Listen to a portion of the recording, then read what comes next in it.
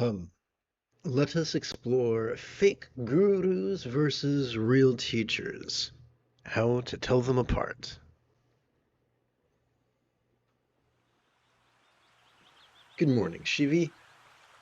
Together as a team, let us relaxingly recite. With so many teachers and authors offering to instruct us how to meditate.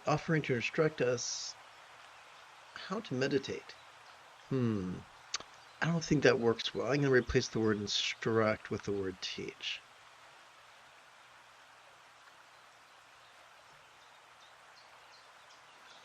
With so many teachers and authors offering to teach us how to meditate, often for a substantial fee, how are we to know upon which teacher or technique we should rely? One moment.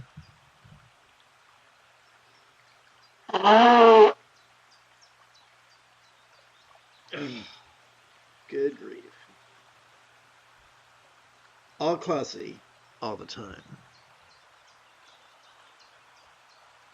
Together, should we rely upon the teacher with the greatest beauty, fame, popularity, acclaim, wealth, resume, credentials, or letters of recommendation? No, no, and no. The proof of the pudding is in the tasting, and we test the effectiveness of a teacher's guidance in the laboratory of our body and mind. Here's how. First, we find a teacher regardless of gender, age, or nationality.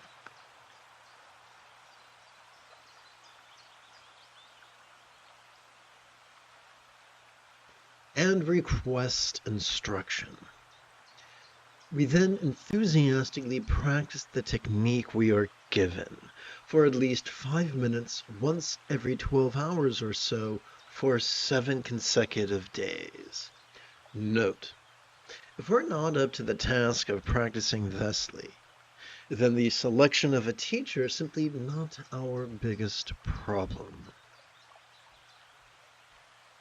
After the conclusion of the second practice on the 7th day, we vulnerably gaze within and ask, has this week of practice increased my peace and love?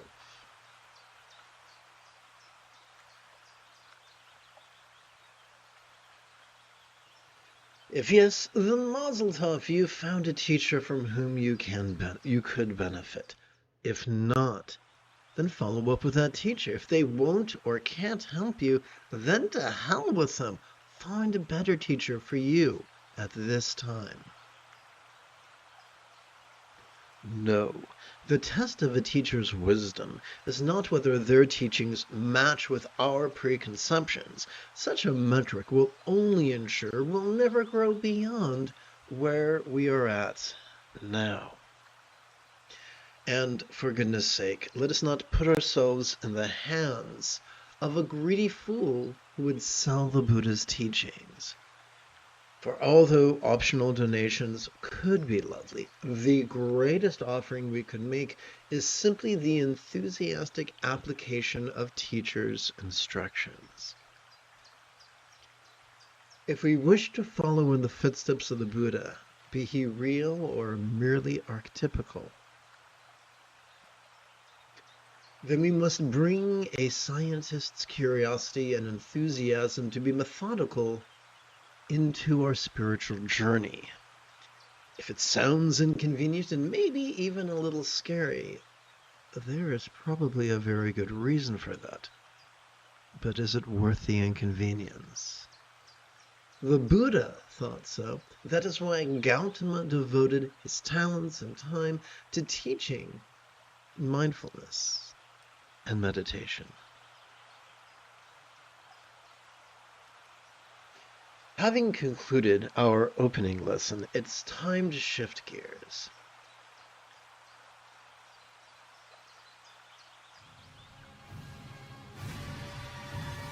It is Luke Skywalker Friday morning. Come, let us meditate like a Jedi after approximately 30 seconds of housekeeping. This is Lama Jigme Gyatso of the Buddha Joy Meditation School. For more than 30 years, I have harnessed my autistic special interests and my ADHD hyperfocus to spend about 8 hours a day, almost every day, studying, practicing, mastering, and reverse engineering the teachings and techniques of each school of meditation so that I could become your nerdy, neurodivergent guide to nirvana. Welcome, my friends, to Meditate Like a Jedi, which is made possible due to the generosity of viewers just like you.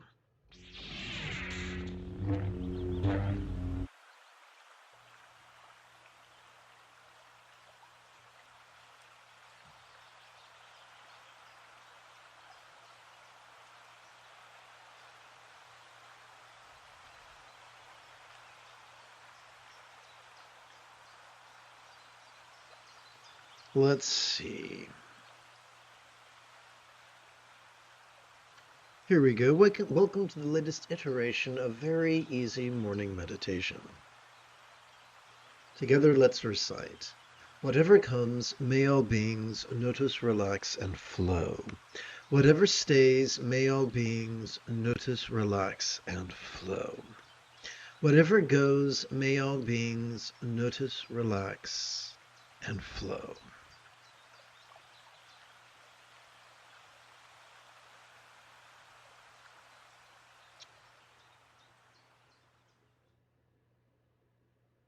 That's odd. I think I made a mistake here. I think I did. I need to fix something. Please bear with me. So this will take a moment. I'm going to tap button 9. Seem that this is not the correct one. So let's go back over here and verify this says easy morning meditation. Let's go over here and close that file. And let's go to Documents, D, Dzogchen, V, very easy meditation. Let's go to 30.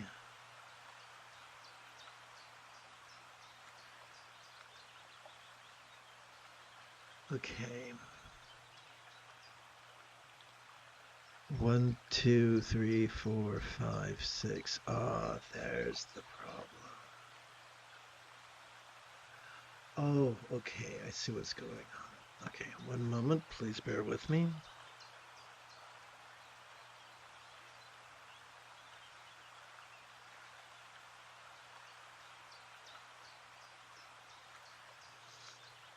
One, 2, 3, 4, 5, 6. Excellent. Okay, here we go. Home. File. Save as. V.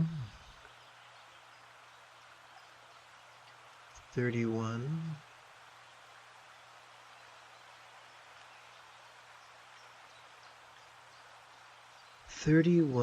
January 25 C.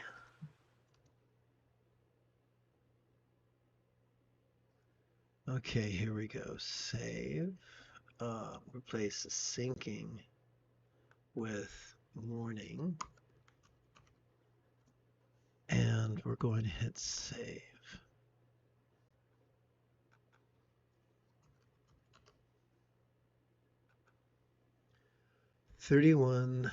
January 25 C. Now we can return to 9. And we can click sadhana and tap this bad boy. Okay, guys, thank you for hanging in there with me. I apologize for the 3-ring circus. Sometimes life throws you a curveball. Excuse me. So, welcome to the latest iteration of Very Easy Morning Meditation.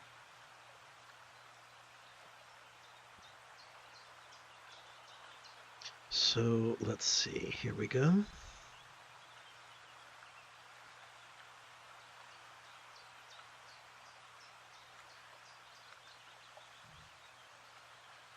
When we when we rest the great knuckle at the base of our right index finger upon the tip of our left index finger, palms up in our lap,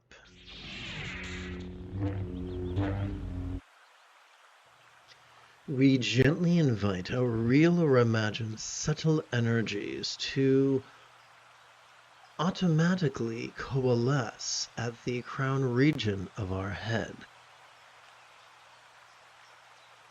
And what is the most efficient way to practice mindfulness?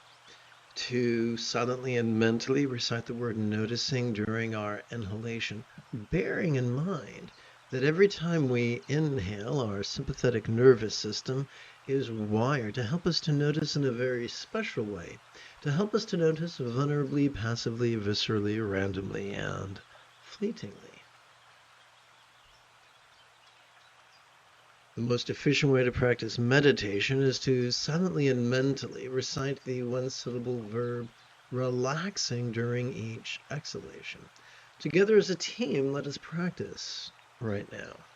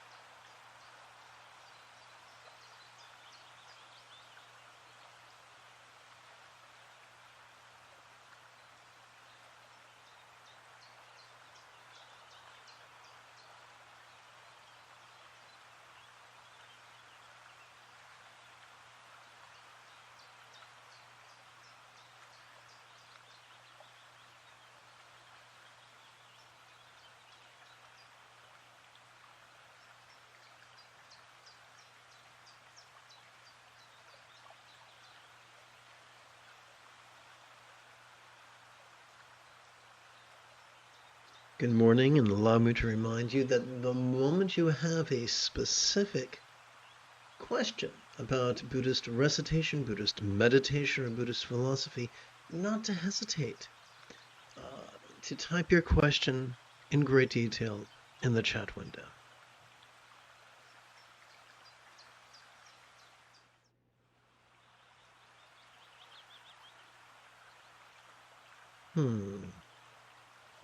That's weird.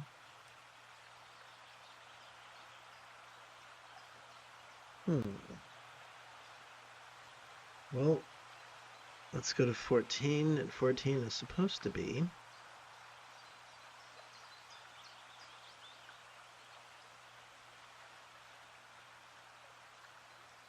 There we go. So together, let us relaxingly recite an excerpt from vast expanse of the diamond-like mind, composed by Prahe Vajara, translated from the Tibetan by Chokyal Namkai Norbu, translated from the Italian by Adriano Clemente, adapted and amplified by yours truly. Excuse me.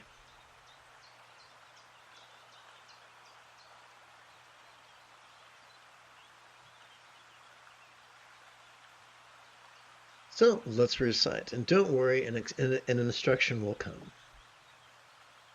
As nothing is excluded, it is perfectly complete. Unchangingly, it remains pure. Boundless like space, it is not a phenomena that depends on something else.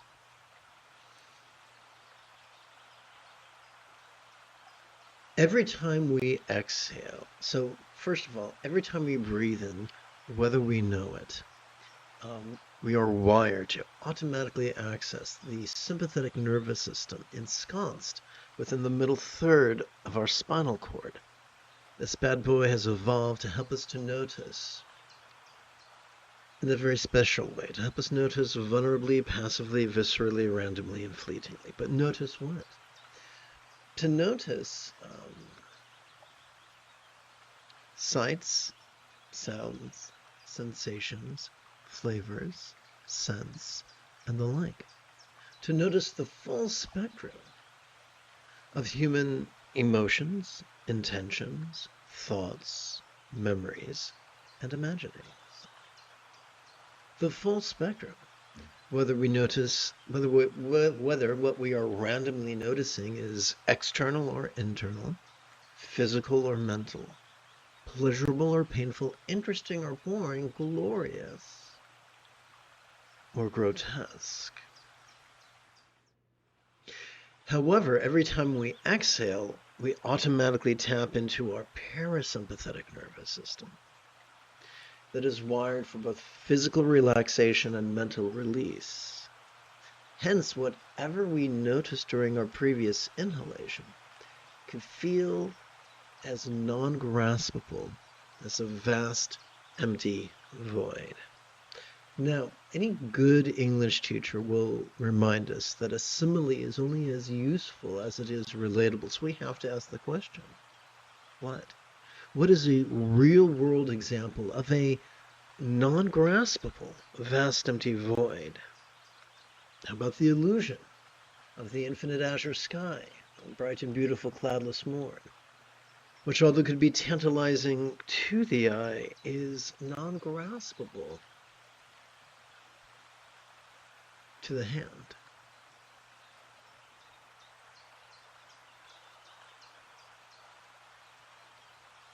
This ability to notice vulnerably, passively, viscerally, randomly, and fleetingly, and relax is not gifted to us because we've purchased a book or made an offering to a teacher or paid a fee to a teacher or received a blessing or went through a ritual or practiced austerities.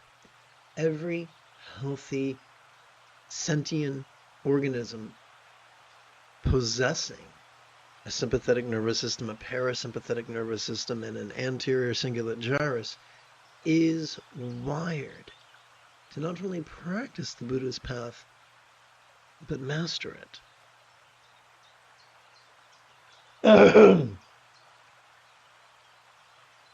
And so, yes, it could be argued that we depend upon our body and air and water and gravity and all that kind of good stuff, and we do. But the point here is that as long as we're alive, we can practice. We can savor what the Buddha experienced. It is as close as our next breath. So together, let's continue reciting this for an additional 3 repetitions. As nothing is excluded from our perception, it is perfectly complete. Unchangingly, it remains pure. Boundless like space, it is not a phenomena that depends on something else. As nothing is excluded, it is perfectly complete. Unchangingly, it remains pure. What purifies it? Our relaxation and release. Boundless like space, it is not a phenomena that depends on something else. There are some religions where if you want to go to heaven, you need certain sacraments. If you don't get them, you go to hell. And that's what we like to call elitism. That's right. Terrorize people into compliance. That's what we also like to call patriarchies. Oh, I'm sorry. Yang's religious patriarchy. Here, in Yin's spiritual matriarchy, people can help you, but you don't necessarily need the help. You can do it on your own, given enough time and opportunity. There's nothing here so revolutionary that an able-bodied adult couldn't figure it out together. As nothing is excluded, it is perfectly complete. Unchangingly, it remains pure. Boundless like space, it is not a phenomena that depend on something else.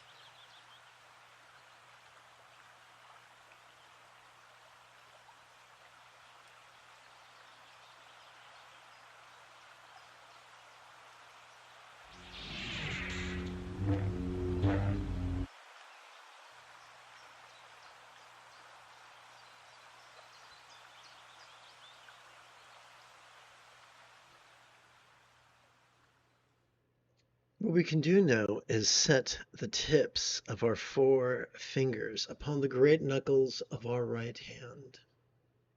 Invert this and place it palms up in our lap.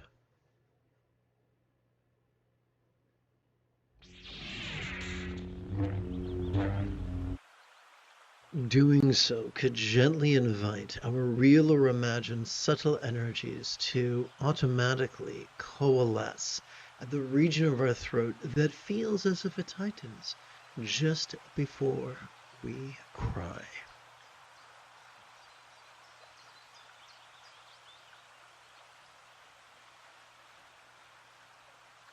The most efficient way to practice mindfulness is to silently and mentally recite the verb noticing during each inhalation. The most efficient way to practice meditation is to silently and mentally recite the verb relaxing during each exhalation.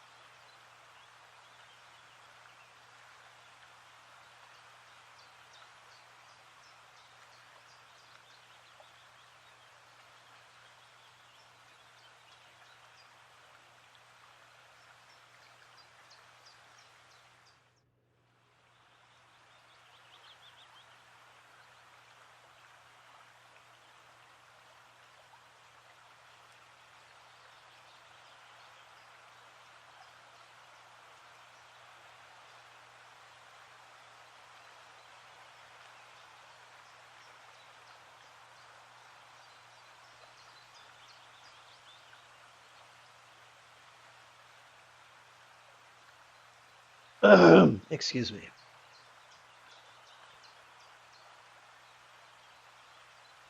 Together, let's relaxingly recite. The spontaneously existing total bliss arises from one's recognition through the very power of incomparable wisdom. Reality does not originate from anything else, and I think this will make more sense if I move the space from here to here.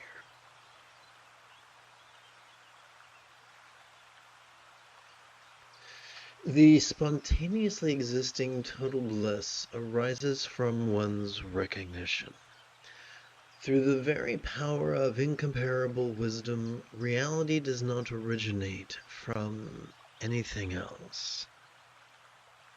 So, reality is a funny word. Let's explore it. In Buddhist circles, reality is influenced by the work of the South Indian Buddhist philosopher Nagarjuna, who taught of the two truths, which is a fancy way of saying that our experience of reality during our inhalation is different than our experience of reality during our exhalation. It's supposed to be that way. That's how we evolved. During our inhalation, we're supposed to perceive dualities, and these dualities keep us alive. The difference between danger floof and safety floof. I don't recommend running up to a Bengal tiger and trying to give it a hug. That, you could have a very bad day if you do that. But if you want to give your sheepdog a hug, that's fine. It'll probably love it. During our exhalation, we experience the non-duality that both the Bengal tiger and the sheepdog, that we perceive during our inhalation, once we relax into our exhalation, both kind of feel the same. Both kind of feel less permanent, less solid, less graspable, if only fleetingly. The wisdom of letting go is the source of ultimate reality. It does not come from blind, mindless faith. It doesn't come from pseudo-intellectual mental gymnastics. It just comes from cooperating with our inhalations noticing and our exhalations relaxing. It's so easy. It's so empowering that it infuriates the elitists who love power and profit much, much more than people on planet. Together, the spontaneously existing total bliss arises from one's recognition. Through the power of incomparable wisdom, reality does not originate from anything else. The spontaneously existing total bliss arises from one's recognition. So this is important, this recognition here. You see, some people are taught that if you're spiritual, you won't be able to recognize anything. Oh, no, no, no. You won't see or hear or feel or taste or smell. No, you'll just be stoned off your own neurotransmitters. A lot of people say that, except for the Buddha, who said, dude, the first enlightenment factor is mindfulness. No mindfulness, no enlightenment. So if we don't have the courage to see and hear and feel and taste and smell, if we don't have the courage to emote, intend, reason, recall, and imagine, then we're basically shooting ourselves in the foot, which once again is a pastime I really could not recommend. Let's continue with the word through.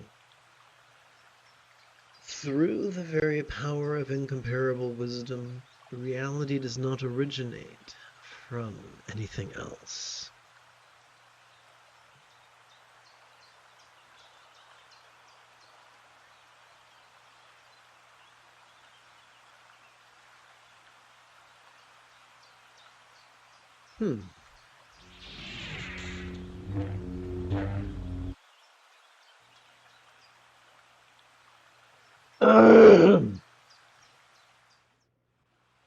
Let's see here.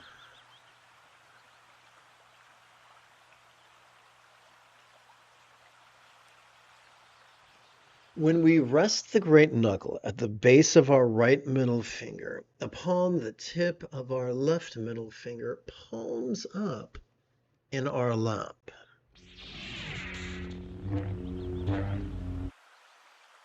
we gently invite our real or imagined subtle energies to automatically coalesce at the heart region of our chest.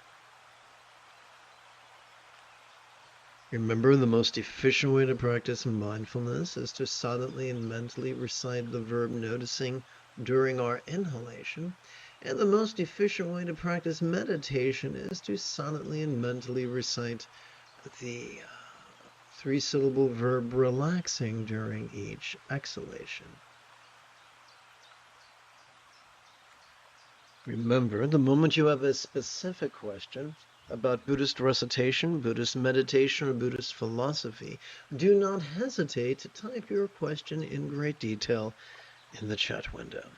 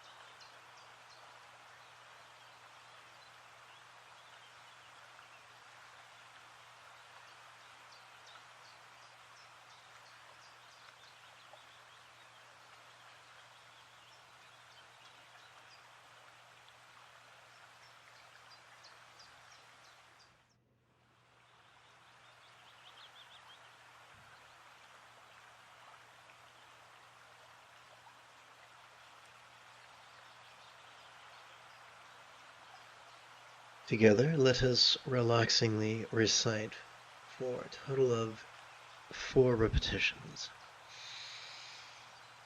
It is both easy and difficult. It only seems difficult because it is easy. It does not manifest directly, but is all-pervading.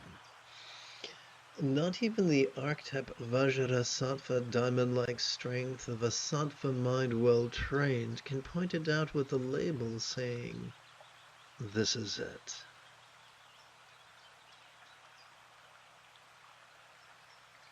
I'm going to subject you to some visual aids, because that's just how evil I am.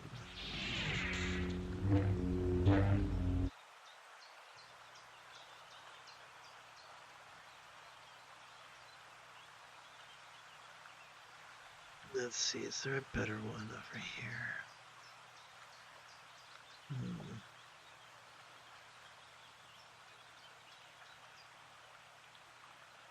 There we go. Excellent. Okay. Sturgeon, if you're a regular participant in these live streams, what I'm about to say you've heard. So sing along if you know the words. Sturgeon's law reminds us that 90% of everything sucks, but not in the fun, tingly way. What could that suckiness look like? It could look like us being, I think there's a better visual aid I can show you, so please bear with me. Let's tap button number 5.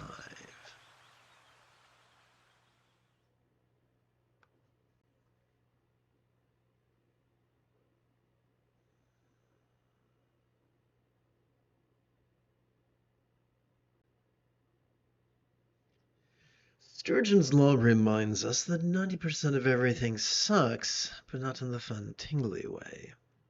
What could that suckiness look like? The suckiness could look like Yang's religious patriarchy, which is the opposite of Yin's spiritual matriarchy. The Buddha was all about Yin's spiritual matriarchy, whose foolish cousin Devadatta was all about Yang's religious patriarchy. That's like a bunch of words. What does it mean? Well, when we are intoxicated or under the thrall of religious patriarchy, we think rigidity is much better than flexibility. We'd rather be fearful than loving. We'd rather be superstitious than rational. And we'd rather be controlling than being laid back. We'd rather be elitist than egalitarian. We'd rather be cryptic than lucid. We'd rather be competitive than cooperative. We'd rather be cruel than kind.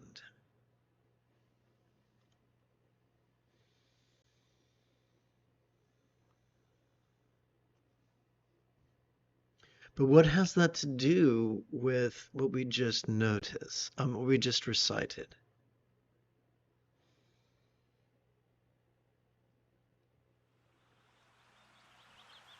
It is both easy and difficult. It only seems difficult because it is easy. It does not manifest directly, but is all-pervading.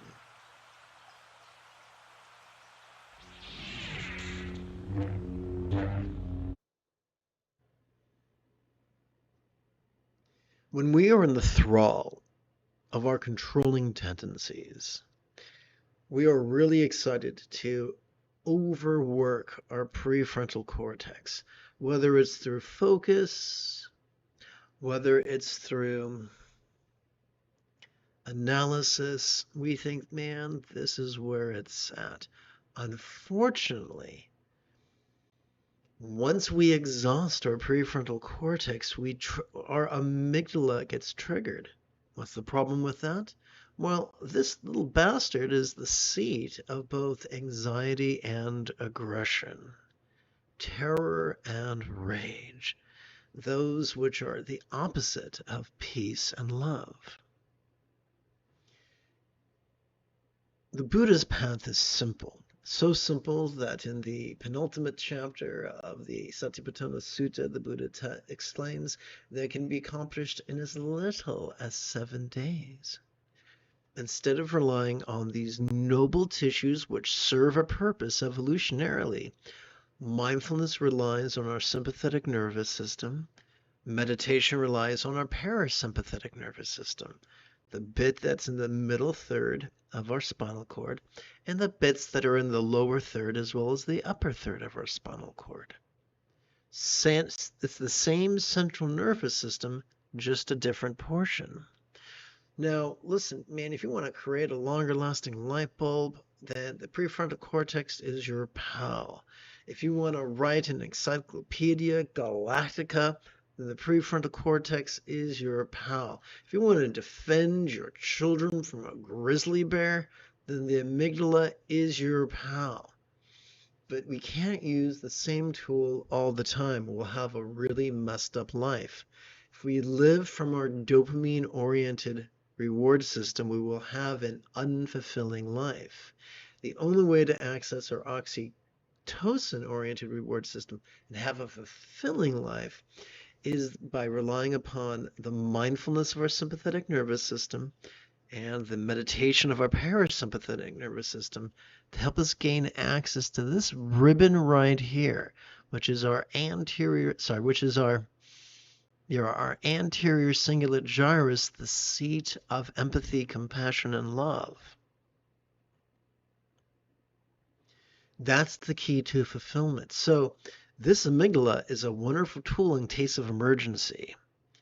This prefrontal cortex is a wonderful tool, but not the only tool. And for this job, the job of peace and love and fulfillment and sustainability and dealing with the nightmare of fascism we're seeing in multiple countries right now, we need to take a different approach. So now let's return to our recitation.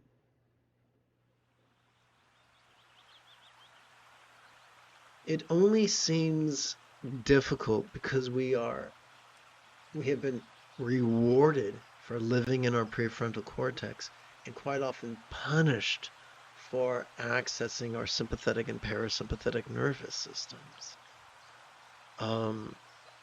We live in a world where people are mocked for meditating but lauded for hoisting a pint of beer, where people are told to gut it out so they can be a wage slave so that they can retire in discomfort and enjoy their last pain-riddled decade like a civilized person, instead of spending their life using their talents and the benefit of humanity doing what they love. Let us continue. Not even the archetype Vajra diamond-like strength of a sattva mind well-trained can point out with a label saying this is it. All complex life forms on this planet have evolved to think symbolically. First, our ancient ancestors, while still in the primordial ocean, simply perceived. In time, they recalled past perceptions and anticipated future perceptions, and thus was born the armature for what would become our central nervous system. Hence, in many spiritual traditions, there are archetypes. Those who practice yin spiritual matriarchy are able to see them as metaphors. Those who were stuck like a fly in the amber of Yang's religious patriarchy take it literally and pray to archetypes for all the good that does for them. So Vajrasattva simply translates as the diamond-like strength of a mind well-trained. Well-trained in what? Mindfulness and meditation. So either a real and supernatural entity or simply the mastery of the path. Once we master the path, we still find ourselves in the conundrum, the inability to label the meditation experience. And that's okay. That's why we use such vague terms like noticing or relaxing or this and ease, because That's all that matters. Describing the ineffable might make us feel spiritual, but it's really just a colossal waste of time. And there's nothing mystical about it.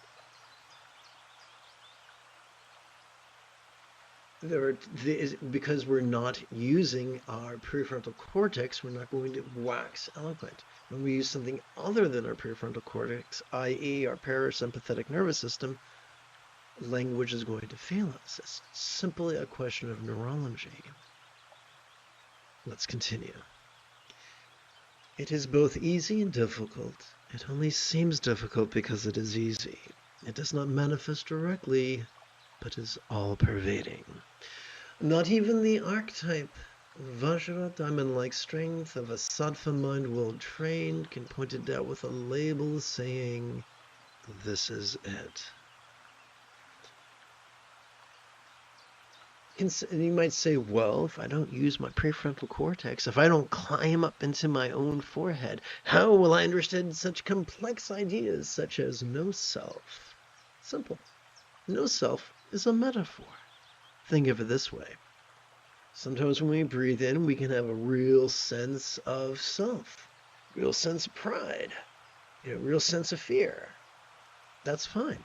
As we relax into our exhalation, that same sense of self could feel so impermanent and so intangible and so non-graspable that it is as if it fleetingly or momentarily ceases to exist. Like the flickering image of a movie when it's slowed down so you can see the actual frames. That's all. Together. It is both easy and difficult. It only seems difficult because it is easy. It does not manifest directly, but it is all-pervading. Not even the archetype of Vajra, diamond-like strength of a sattva mind well-trained can point out with a label saying, this is it.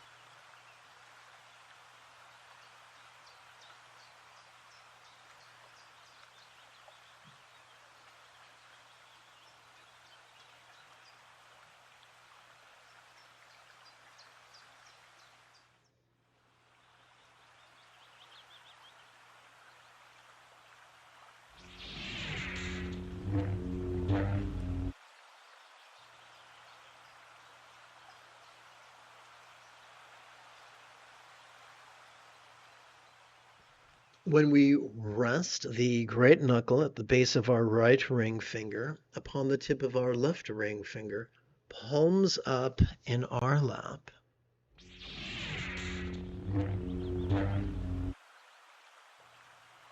we gently invite our real or imagined subtle energies to automatically coalesce at the navel region of our mid-abdomen.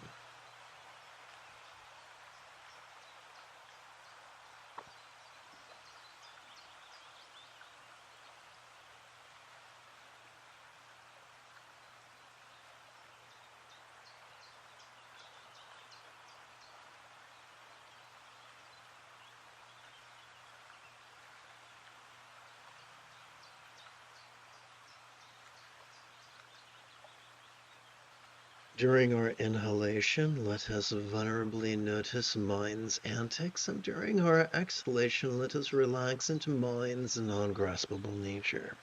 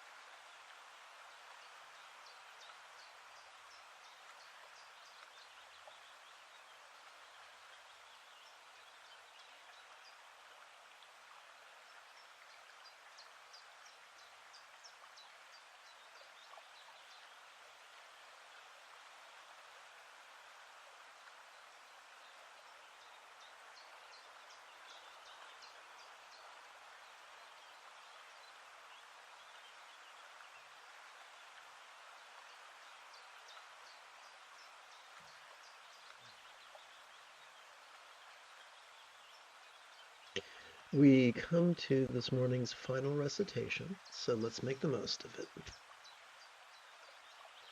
Whoops, look at that. Doesn't quite fit on the screen quite well, does it? So let's see if we can fix that.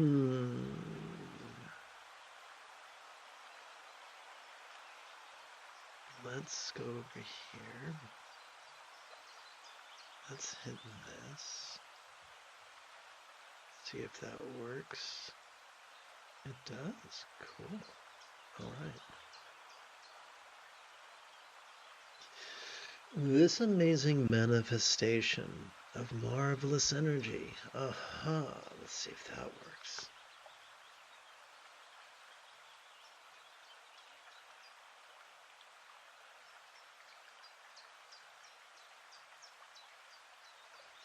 This amazing manifestation of marvelous energy is beyond the myth of punic karma and equal to vast space.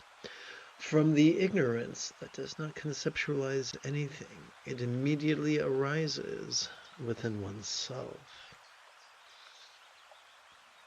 This amazing manifestation of marvelous energy, as they said on South Park, what? Simply this. What if pleasure and pain were just energies of sensation? What if joy and sorrow were both energies of emotion? What if hate and love were just energies of intention? Welcome to the world of non-duality that doesn't ignore the existence of phenomena, but simply puts it in a larger frame. A frame so large that duality falls apart. Most of us, I don't know if you've ever gone to a Japanese restaurant and had lunch out of a bento box. It's a large box, about 18 by 12, with these little tiny cubby holes with delicious morsels within each cubby hole. And most of us analytically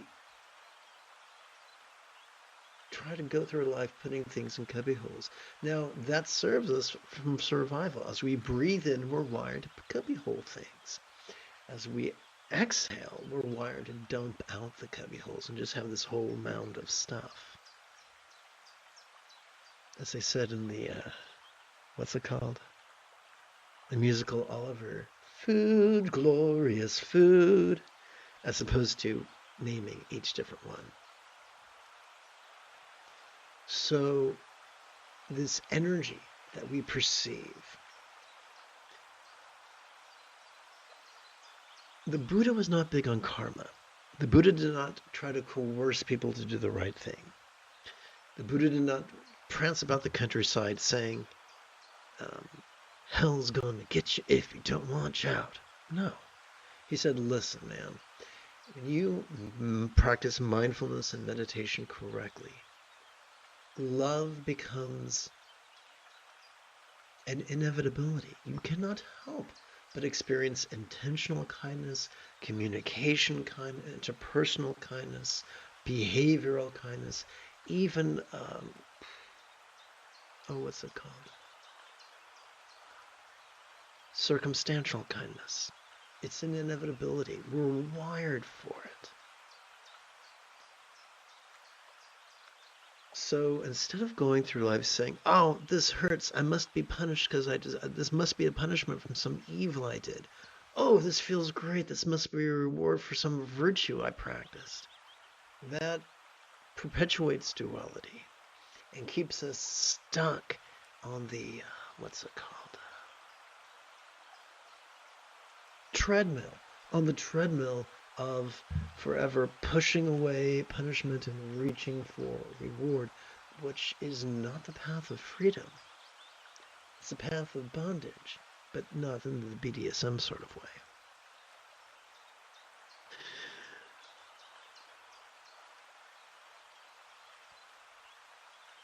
Equal to vast space. The permutations of Sight, sound, sensations, flavors, scents, emotions, intentions, thoughts, memories, and energies, especially when they're multiplied by the possibilities of the external, the internal, the physical, the mental, the pleasurable, the painful, the interesting, the boring, the glorious, and the grotesque, is infinite. This is the opposite of living in a bento box. It is a world of amazing potential and exciting adventure. It is sustained by the method by which we relax during each exhalation, supported by our parasympathetic nervous system. So here's a funny thing. Last night I mentioned that in the contemporary, in Yang's religious patriarchal view of Buddhism, there are three categories of Tantra. Mahayoga, rituals and visualizations. Anu-yoga, energy work. Ati-yoga, mindfulness and meditation.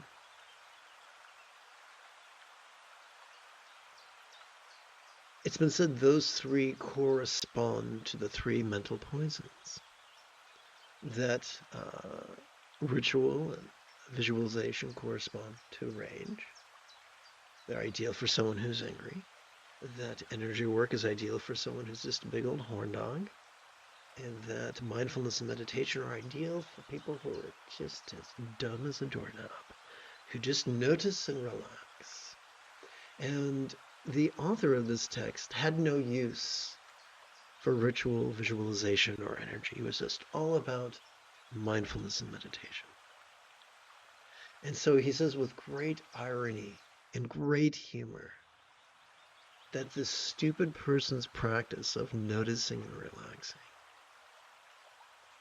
that does not even try to analyze, is the key to the freedom that the Buddha offers us.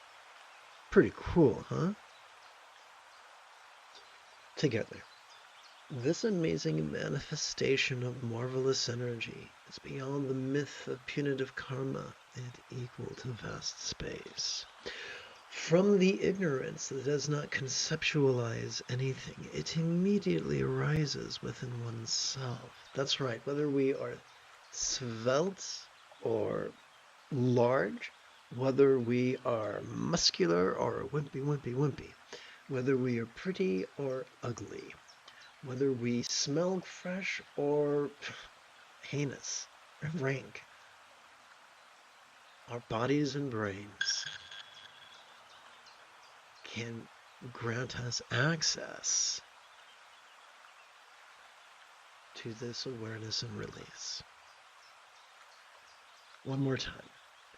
This amazing manifestation of marvelous energy is beyond the myth of punitive karma and equal to vast space. From the ignorance that does not conceptualize anything, it immediately arises within oneself. What's an example of non-conceptualization? First, here's an example of conceptualization. Well, there's a house outside the window that I'm facing right now, and it's covered in stucco.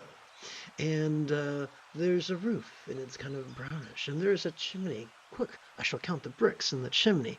That's conceptualization. Here's non-conceptualization. This. That was my little Shatner-esque presentation. Please forgive me.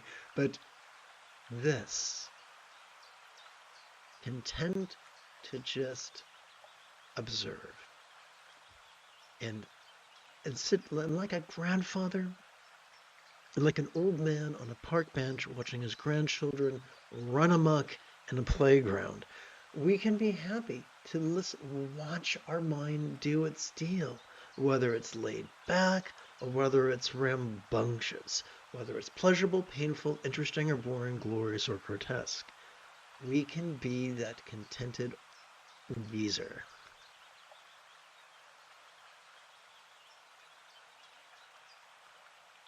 Whoopsie.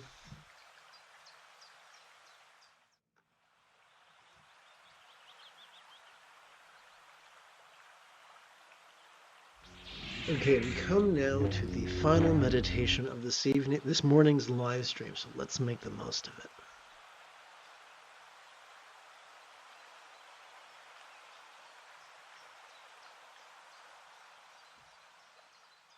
When we rest the great knuckle at the base of our right little finger upon the tip of our left little finger, palms up in our lap.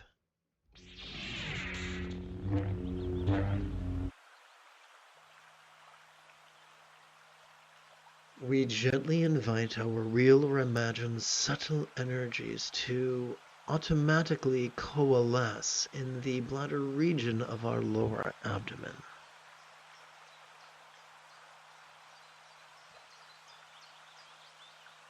So during our inhalation, let us silently and mentally recite noticing, and during our exhalation, let us silently and mentally recite relaxing.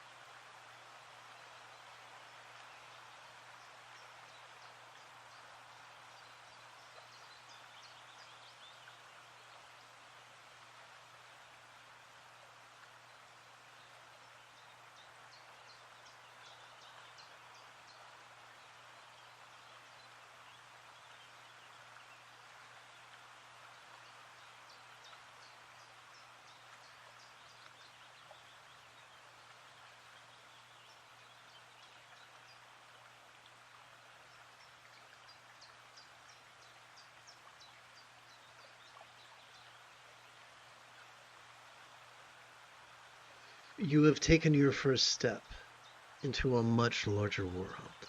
If you feel that I have earned it, you could give this live stream a thumbs up. You could even help support this channel. In approximately 8 3/4 hours, I would very much like to return to lead tonight's evening meditation class and group practice. And if you are as geeky as me, may the Force be with you always.